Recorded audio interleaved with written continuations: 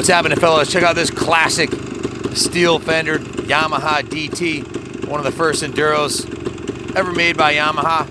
This one is a really cool piece. This is the original, I'll call it root beer orange color. So I'm not sure the actual name of the color, but it looks like a root beer orange.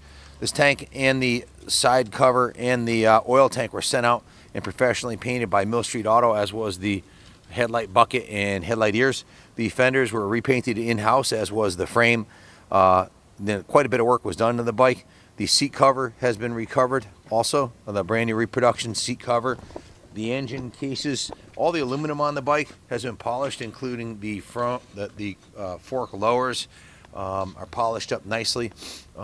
All of the aluminum on the bike's been polished. All the chrome on the bike has been cleaned and polished to the best of our ability. A lot of the chrome is original, so there's a little bit of patina on it. The handlebars are nice. The tack and speedo are original to our knowledge and in good condition, as is the headlight bucket, the original headlight bucket.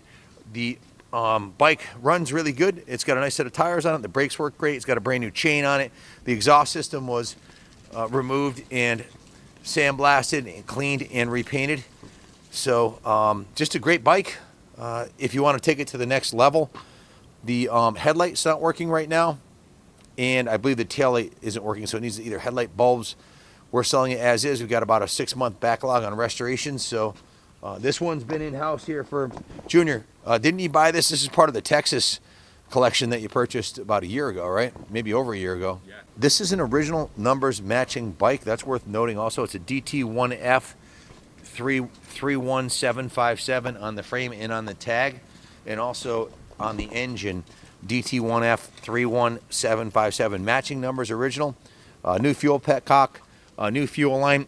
The carburetor looks to be in brand new condition, although this is the original style carburetor, so I don't know if this carb has been, I presume it's been in-house for a long time, so it's been through the service department. You can see the intake gaskets, the rubber boot to the air box, the carburetor, all the fuel drain lines, everything's brand new. The spark plug, both of them, it's a dual plug head, so if you follow one, you still got a good one. And the spark plugs are new, the plug wire is new. Quite a bit of effort and time went into this bike. Thousands of dollars was invested into it between the paint job and the services that we've done on the bike. I got the work order, we have to take a closer look, but you can see it has a new chain also.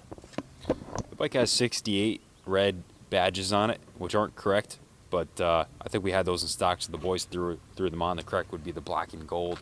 Those are available on eBay if you want to put it Like the way the red's all the way back to stock. Senior says he likes the look of the red. A couple things I might have left off. It's got the RK520 high quality brand new chain on there. The gear lube is by MTL. The new fuel lines, the two-stroke oil we're running is a Bel-Ray 2T injector oil. The plug cap is a brand new NGK plug cap, as are the plugs. The engine compression tested out at a perfect 140 PSI. Sparks great. Has a brand new uni filter, air filter. All top quality parts and components. The headlight was installed. It didn't have the headlight in there when we got it, and it did not work. So I don't know if it's a headlight bulb or whether it needs some wiring. In any event, the headlight doesn't work, nor did the taillight. So the oil pump was after the oil tank was reinstalled and filled. After it was repainted, the oil pump was bled and adjusted, and the oil tank was filled. A gear lube was changed. The steering head was adjusted, and it's running VP 110 non-ethanol fuel. So this is one of those bikes that's been in and out of our shop for the better part of well over a year. It finally made it to the finish line. It's not perfect. It does need a new foot peg rubber on this side here, which is something we normally would do. But again, I don't know how that slipped through the cracks, but it does need a new rubber. This one on this side is serviceable, but it's the original one. If you want to zoom in on this, you can see it's actually in decent shape, but it's it shows a little bit of wear. So I'd put a new set of foot peg rubbers on there. And what else? Foot peg rubbers in a couple of the indicator lights here on the top of the headlight.